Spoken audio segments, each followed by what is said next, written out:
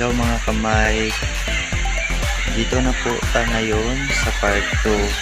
Dito lang po sa may Kabangkalan, sa Agustina po ito.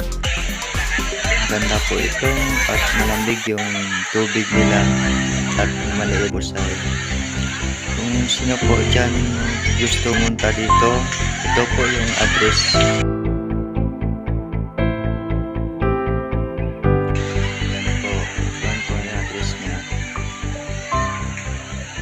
Maganda po dito, malamig at tuwing ng linggo marami po ditong tao pumupunta. Yung iba, ibang lugar at taga dito ng mga iba.